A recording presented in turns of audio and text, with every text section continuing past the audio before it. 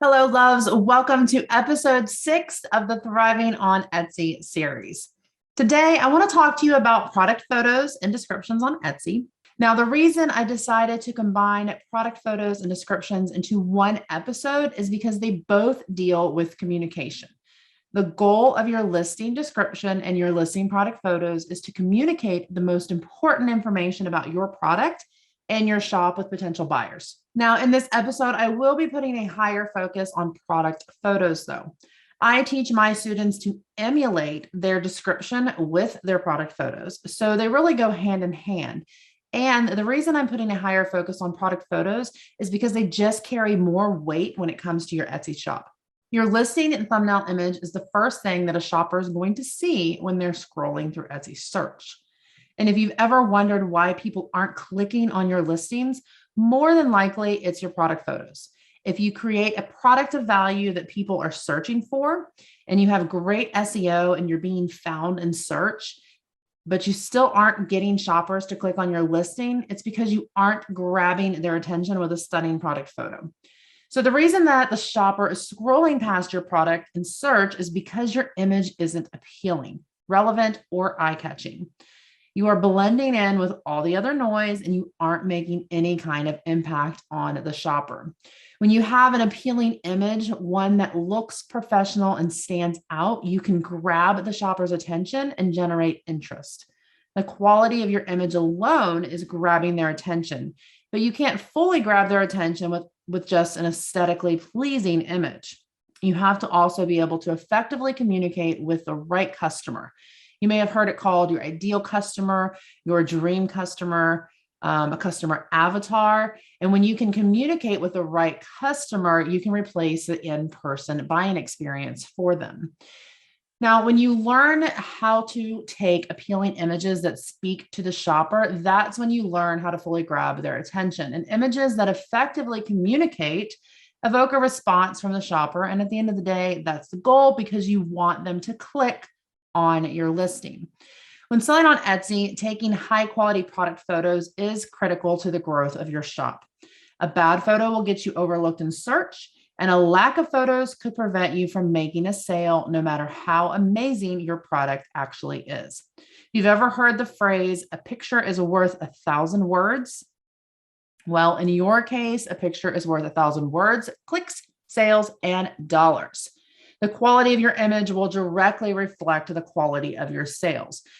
You have to remember that a lot of times an image will be the first interaction your dream customer has with your brand. It's like meeting for the first time. So what kind of impression are your images making? Are they professional looking? You know, perception is a tricky thing. And if the quality of your images aren't that great, the perceived value of your product is directly affected. Low quality images equal low quality products in the eyes of the shopper. So not only do you have to learn how to effectively communicate through your visuals, you have to learn how to take a technically great product photo. I'm speaking directly to light, focus, styling, and composition. When your images look high quality and your messaging speaks to the shopper, they feel like they can trust you as a brand.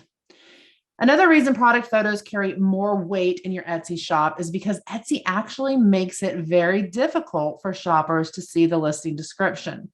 So on the browser, the description is a drop-down option, and you actually have to click more to view the entire description. And then on mobile, it's just a small blue link that says read item description. So buyers actually have to search for the description and click to read part, if not all of the description. This important information isn't readily available to the shopper, and that's why it's so incredibly important to make sure the most important information about your product and service is also in your product photos. Now, let's take a step back quick and look at the bigger picture so that you can understand just how important your descriptions and your product photos are, why they matter, and the role that they play in your Etsy shop. So ultimately, at the end of the day, more than likely, your goal is to make money, right?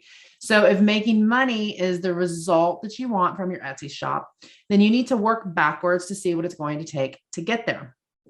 Now, you can't make money if you don't have any sales, but to get sales, you have to have customers to sell to. And to attract customers, you have to create something of value that people want or need. So we're looking at, to make money, we have to make sales. To make sales, we have to have customers. And to attract customers, we have to create something of value. So we need to start with value. You need to understand why your product or service is valuable and who it's valuable to. Who is shopping for your product and why do they want or need your product? What problem are you solving for them? Or maybe what need or desire are you meeting? What makes you different from your competition and sets you apart? These are questions that you should be asking yourself before you can ever create product descriptions or create product photos that actually positively impact your sales. You need to have a clear understanding of who you are selling to and how your product or service is valuable to them. Once you understand that value, only then can you effectively communicate it in your product descriptions and photos. That's the goal of the listing descriptions and photos. The goal is to communicate the most important information about your product and service so that you can attract the right customer and make them feel confident about purchasing from your shop. We talked about a positive customer experience in episode 4. Communication is the core of that positive experience. So to make things a little easier, let's start by breaking this down into 4 steps: the who, the what, the why, and the how. So step 1 is, who are you selling to? You need to keep in mind that without customers, you have no potential for sales. And without sales, you have no business because you aren't making any money, which means no profit. So you need to get to know your customers. You need to communicate with them. You need to listen to their requests, listen to their questions, their objections. Developing an ideal customer, or what others call a dream customer or a customer avatar, it's something that kind of develops over time. And knowing who the right customer is for your product and what their life looks like, it will really help you when it comes to creating styled and lifestyle images when you're picking out props or picking out a specific setting. You want to be picking out props and settings that are relevant to your ideal customer, something that they're going to connect with. So for me personally, as a coach, I talk a lot about personal brands when it comes to handmade. Handmade is you are putting yourself into your physical product. So why would you not necessarily be the face of your brand? And when it comes to personal brands, your ideal customer very, very much emulates like a version of yourself. So when I was running Silva Design, we created home decor for people who had a very similar style to us. So I was creating establishment signs, and we have a very farmhouse style. We are very natural. We use a lot of essential oils. We have a lot of plants in our home. We don't use any chemicals. We're moving towards more natural eating. We garden. We do all kinds of, like when you look at what we stand for, when you're looking at our values and things that we believe in, we want to attract that same type of customer. So when it comes to any types of props that I'm putting into the images, any types of settings that I'm using, they very much emulate like our style, because we want to attract like-minded people. So an example of that would be when we're creating like a gallery wall for one of our wood signs, we're going to pick things that will appeal to our customer. We want them to be able to visualize that sign in their house with kind of a similar style so that they can be inspired to purchase our product and use our product kind of in the same way. When it comes to the props that we're picking, we might be picking like real, natural plants, or we have a lot of, because of our farmhouse type style, we have a lot of wicker. So just picking out different props and settings that your ideal customer will connect with is super important because it helps them visualize using your product or visualize having your product. Or a lot of times when it comes to meeting a desire, that desire is status. So if you can show them a space or a setting that they dream of having, and by purchasing your product, maybe they can start to achieve that type of setting. You really have to kind of get into their minds and think about what they would use. Another example that we talk about a lot is say you're selling coasters and the end table has like a lamp on it. Maybe it has a specific like coaster. You've got a specific drink. Like what type of coffee mug are they using? That's important. What type of drink are they going to have in that coffee mug? Are they chocolate drinker, tea drinker, coffee drinker? If they have books on their end table, what type of books are they reading? You know, when it comes to imagery, seeing things that we connect with, that we've experienced, that are something that we enjoy, it just creates that connection, and it allows for them to feel more connected to your brand. So just all different kinds of things to think about, but to be able to emulate all of this information inside of a photo, you have to really understand who your ideal customer is. And for makers, my recommendation is to kind of always start with somewhat of a version of yourself, because we put so much of ourselves into our products. We really are kind of personal brands, and we are the face of our brand. And when it comes to your values, your beliefs, and all of that, you really want to consider incorporating that, and then use your communication with your customer to get to know them a little bit more and see who you are potentially attracting through that. Because whatever you decide to put into your images, when it comes to styled and lifestyle images, when it comes to props and settings, what you put in there is going to attract a very specific person. Okay, so think about who you want to attract. In step 2, we're going to talk about what the features of your product and service are, meaning why is your product or service valuable to shoppers?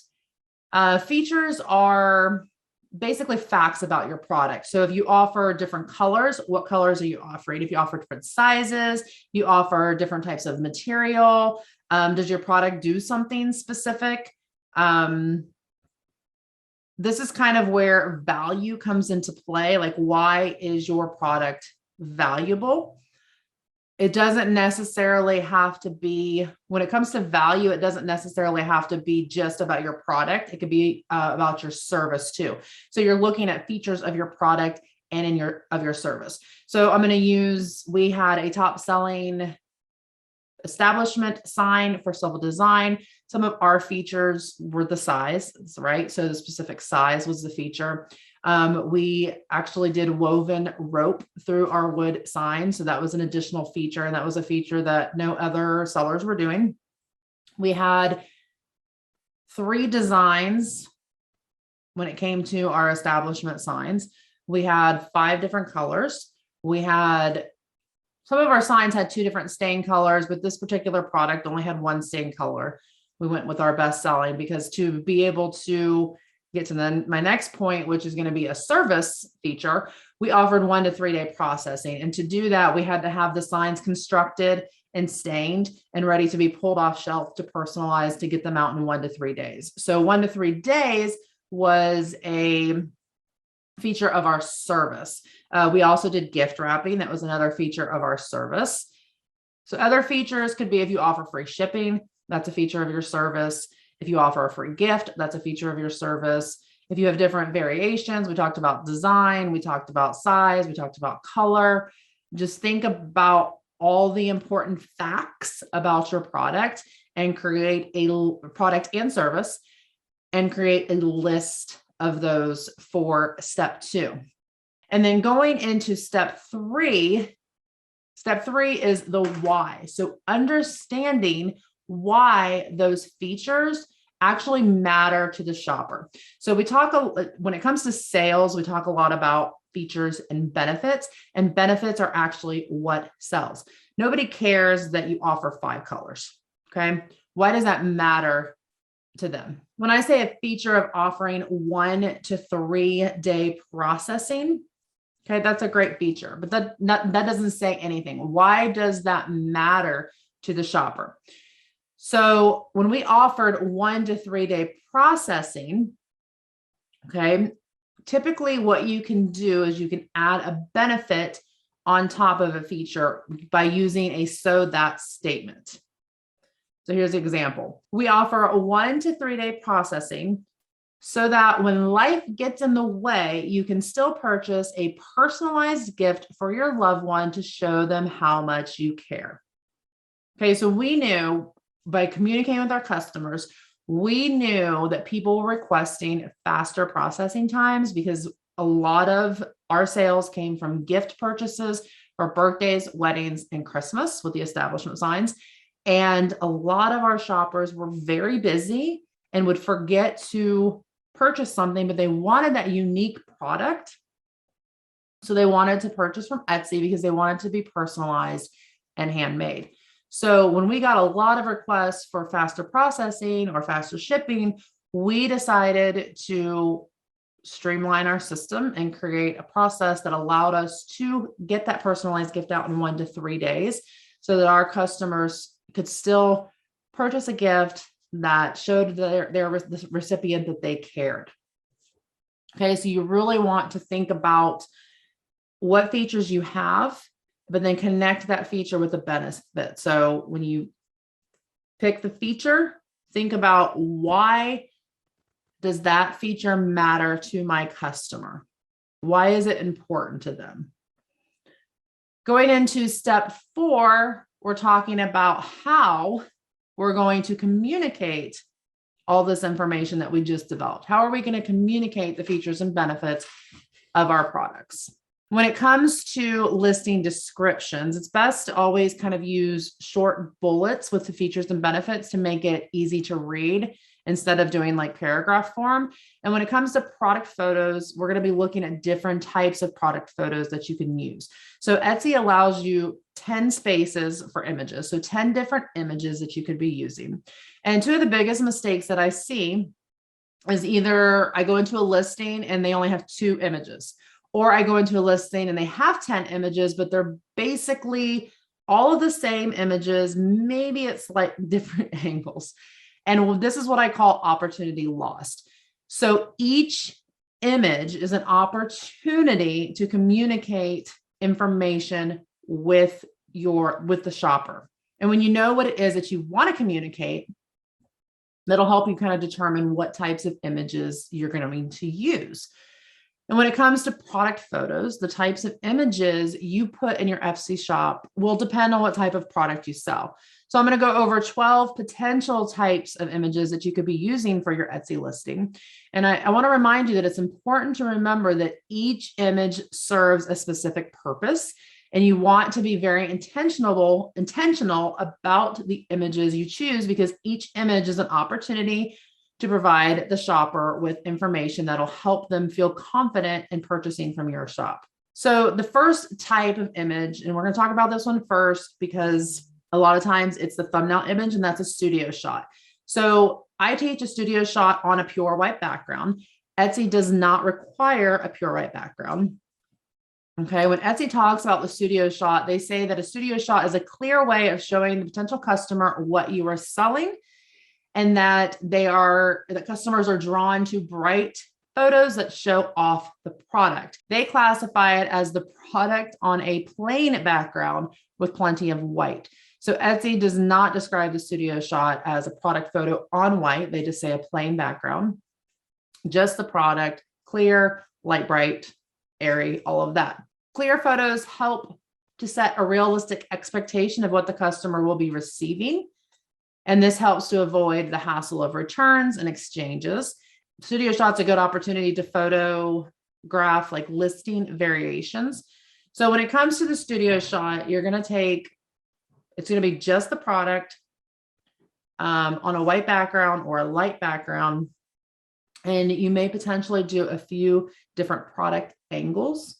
You can also do, like we talked about, if you offer 4 different colors, the product in 4 different colors, then take 4 studio shots, 1 of each color, and then you can potentially link them to the color variation. So when they go in to choose the variation inside your listing, it'll bring up the photo that's linked.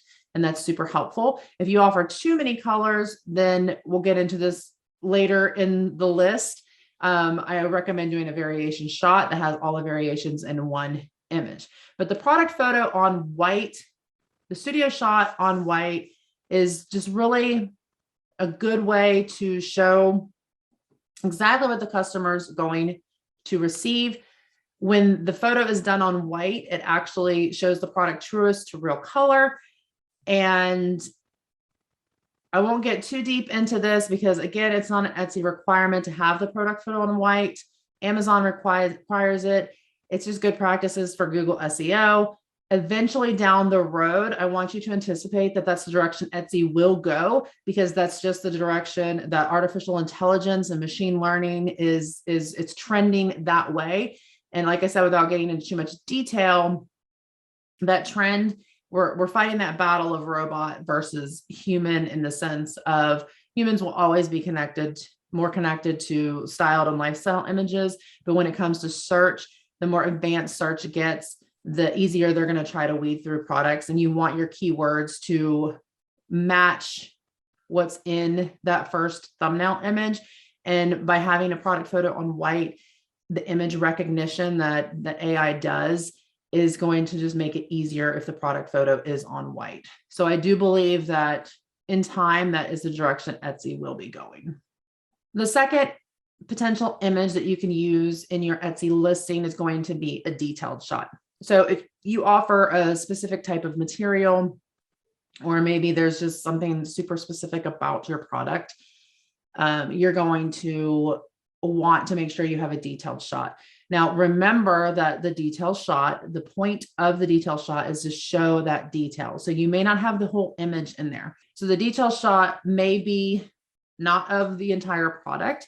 You want to move in closer and you want to really capture the detail that's going to set your product apart. Third is the scale shot.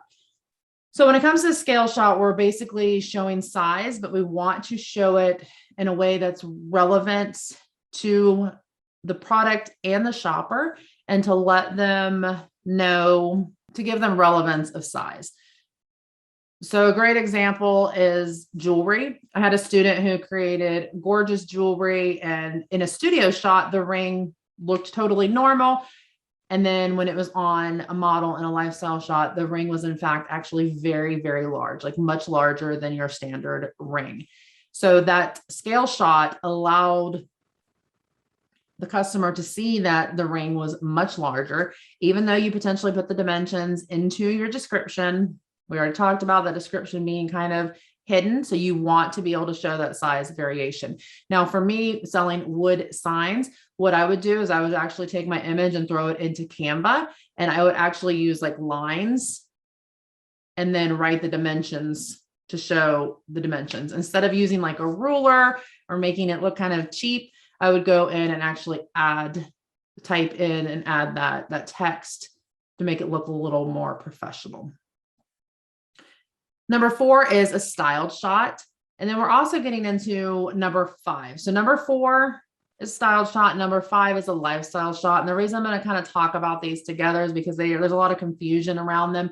Typically, a styled shot just has relevant props. And then a lifestyle image is more about the setting and how the actual product is being used. So a styled shot, let's go back to the ring example, styled shot, you may have, where does that ring live when it's not on the person that's using it? So maybe you have like a little ring dish that you put it on and it's on a nightstand. Like what would be on that nightstand? Things to think about there. Like what kind of props are you bringing in that's going to make that setting relevant to the shopper? And then when it comes to a lifestyle image, again, we talked about showing that product in use. So sometimes images can actually serve for 2 different things. So a lifestyle image for that ring would be an actual person wearing the ring, which would also work as a scale shot. So in that specific instance, the scale shot and the lifestyle shot were it tackled two important things. So it was one photo, but it showed scale and it inspired use. So that happens sometimes too, where one image can actually provide multiple details or show multiple features. When it comes to styled and lifestyle shots, these are the ones that are most important when it comes to understanding who your ideal customer is or who you're trying to attract. Again, you want to be using props and settings that are relevant not only to the shopper that you're trying to attract, but also to the product itself. A lot of times I see props that just have no relevance whatsoever. That's probably one of the biggest mistakes that I see with Etsy sellers when it comes to styled images. They're choosing props that have nothing to do with the actual product. Even though they think there's like this connection, there's not an actual sales connection or an inspired connection as far as use. And then most sellers aren't doing lifestyle images. And I'm telling you right now, that's something that you really need to put some weight into, whether you learn to take your own or you do collaborations with photographers or you hire a product photographer. Lifestyle images will really up your game when it comes to making sales. Inspiring that use, it shows the benefits, and benefits are what sell. Now, I have some students who join me and they learn how to take their own product photos. They do a lot of their studio shots, their, detail shots, scale shots, their packaging, all the ones we're getting into. And then they will either collab with photographers to do style and lifestyle, or they'll hire somebody to do lifestyle. But there's a lot of different ways and options to go about it, because lifestyle images are hard. I will not deny that when it comes to having models readily available or having a space that expresses, or having a setting that looks nice and professional and of high quality. That can be difficult sometimes for makers to create. But there's a lot of different options for getting those types of images. And those types of images are very benefit based, and again, benefits sell. Going into number six.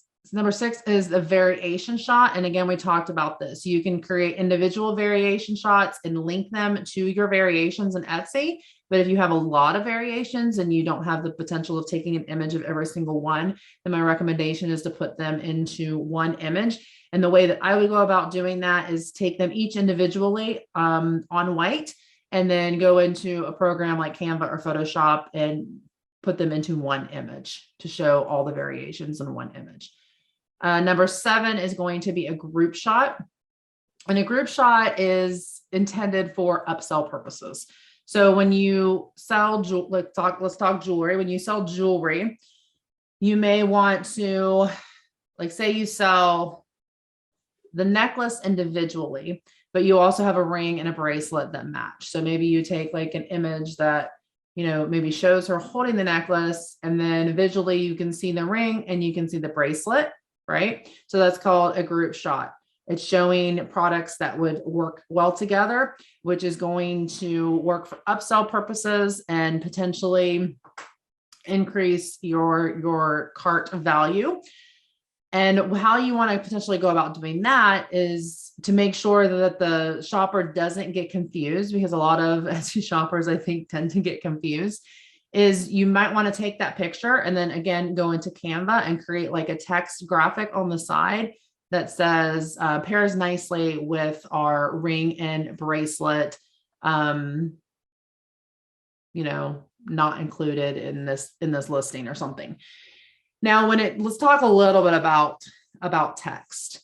Etsy does not frown upon text, but it's not the best habit to form, because it is frowned upon when it comes to Google SEO, being Google SEO compliant, and also on Amazon. So it's a great way to add additional information to be very clear about your product and your service, but it's not something you want to get huge into a habit with, and not something you necessarily want to do on your own website. It's a great option for Etsy, just not beyond Etsy.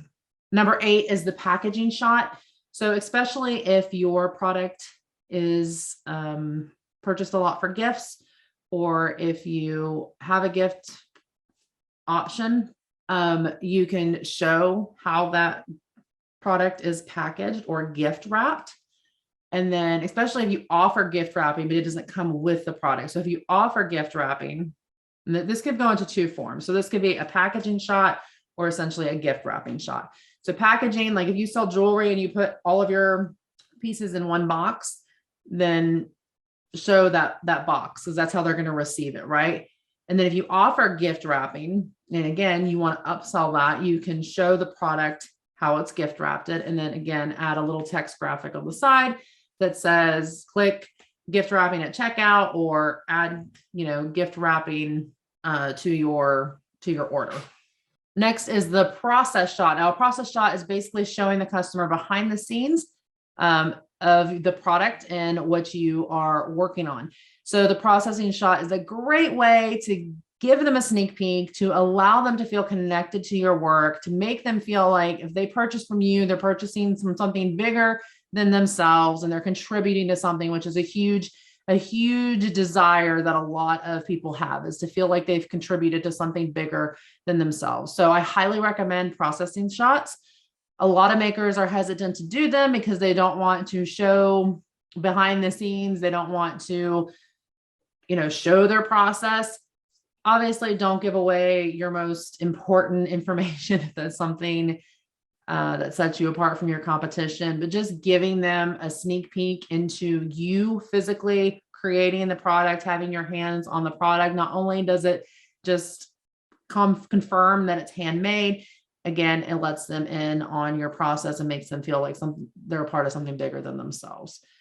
Number 10 is an assembly shot. So if your product actually requires assembly, you could show them what the product looks like before assembly. You can give them some instructions, like do a little text graphic giving instructions on how to assemble or easy assembly. There's a lot of different ways you can do that. Number 11 is just any additional features that you have. Like if your product folds up easily or it stores away nicely, like just think about additional features that not necessarily every product will have, but something that sets your product apart.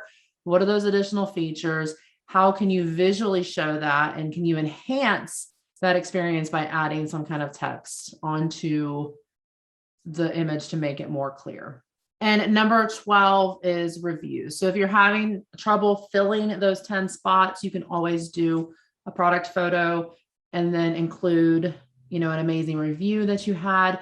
Remember, it's really important to choose reviews that are going to answer questions or answer objections that people may have. And overall, when it comes to going back to kind of talking about the text, if you're going to add text into your product photos, you want to make sure that an actual photo of the product is included in there. Don't just do like text graphics. You want to make sure that you do like a product photo and then you maybe do like a color overlay on part of it and put the text inside that color block. But don't just do like text, like graphic in for a product photo. Like make sure you're always including a product photo in there. And before I close out this episode, I do want to talk a little bit about Etsy's image requirements. Now, Etsy does have the option for 10 photos. Etsy does recommend that you shoot in landscape. So this is very difficult for makers because we pick up our phone and our phone is in like portrait mode, right? Vertical. We use our phones vertically. We don't necessarily, it's not second nature for us to turn our phones sideways and shoot in landscape.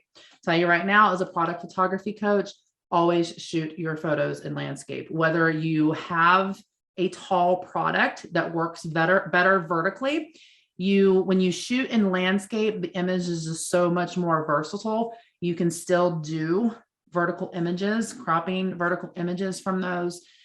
It's just so much more versatile for resizing. So just get into the habit of shooting landscape. And when you go into doing your first thumbnail image, if it's vertical, your product more than likely will be cropped out. So shoot landscape, upload them landscape. Now, when it comes to the actual aspect ratio, I do a lot of testing on this. Etsy recommends a 4:3 aspect ratio. But I personally still recommend a 5:4 aspect ratio. And the reason that I recommend a 5:4 is because Etsy's thumbnail, the first thumbnail image actually displays differently on different devices. And the only device that the thumbnail image displays at a 4:3 aspect ratio is on Android devices. So Etsy's thumbnail image, the last time I tested it, which was just a couple months ago, displays at a 5:4 on Apple, so iPhone and Mac, and on PC. So more people are going to see the thumbnail on those devices at a 5:4 aspect ratio. So really, there's not a huge difference between 5:4 and 4:3. So use either or. You're not, if Etsy's making that adjustment for those devices, there's not a lot that's going to get cropped out. So just make sure you're leaving some space around your actual product so that the actual product does not get cropped out. And it's just a little bit. Now, image resizing is something that a lot of makers struggle with. It's actually a 3-part process. It's adjusting the aspect ratio, which is cropping, adjusting the image size, and adjusting the file size. And Etsy does state in their handbook that if the file size is larger than 1 megabyte, that it may have trouble loading into the listing. But if you need extra help on image sizing, I have a whole YouTube video that goes step by step on all 3 processes. So I will link that in the show notes below. I know we talked about a lot of information, so just a quick recap here. To be as successful as possible, you want to make sure that you understand that product photography is all about communicating with the customer, communicating the most important information about your product, your service, and buying from your shop. When it comes to your description, it's the same thing. It's just in a verbal form, and photography is nonverbal. So with Etsy specifically, we're taking that description, right? And we're trying to emulate the product features, product and service features and benefits in our product photos. And then we may be adding some text to those product photos just to make sure that some of the information is very clear in case they don't read the product description. But to communicate as best as possible, there's 4 steps. You want to understand who you're communicating to, what you're communicating, why it matters to the customer, and then how you're going to communicate that, meaning what types of product photos you are going to use. Are you ready for more clicks and more sales on your Etsy listing? Attract more customers and make them feel confident in purchasing from your shop with product photos that look professional, connect, and communicate the most important information. Transform your Etsy listing product photos with the Etsy Photo 5-Day Challenge at etsyphotochallenge.com. That's etsyphotochallenge.com. Please take the time to like this video if you found it useful, and hit that subscribe button if you want to learn more about creating visual content for your handmade business. Handmade is you.